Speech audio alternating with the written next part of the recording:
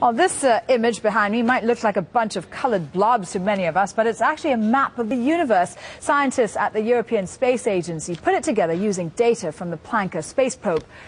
These colours are radiation from the earliest light in the cosmos. The pattern suggests that the universe is actually expanding more slowly than previously thought. And that makes it about 13.82 billion years old, 80 million years older than previous estimates.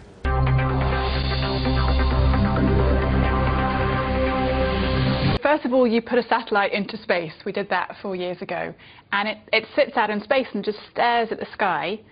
And it's measuring light that's been travelling for nearly 14 billion years, since just after the Big Bang.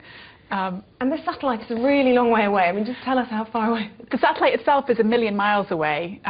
It took a couple of months to get there. It went out to a place that's really cold and dark, a good place to look and not be disturbed by, sunlight or anything. What does this image tell us? Why is it important? So this is a snapshot of the universe when it was only almost 400,000 years old. It's the very first picture we have. It looks a bit funny. It's covered in red and blue blobs.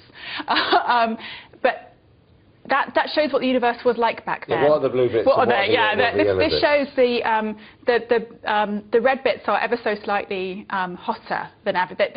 The colour tells the temperature of this map. Red bits are slightly hotter, blue bits are slightly colder. And what these are, the universe back then had almost no features in it, no galaxies, no stars or anything. It was almost completely smooth. It just had these tiny little ripples, little lumps and bumps that are what these blobs are. So there's no matter, there's no physical matter there? Or... There is some matter there, but it hasn't formed into things we'd recognise. It hasn't formed into stars or planets. And how big was the universe then compared to now? Much smaller, about 1,000 times smaller. And so we can use it to try and figure out both what the universe is made of now, but we can also use it to go back in time to the Big Bang itself. That's what's been really exciting about Planck.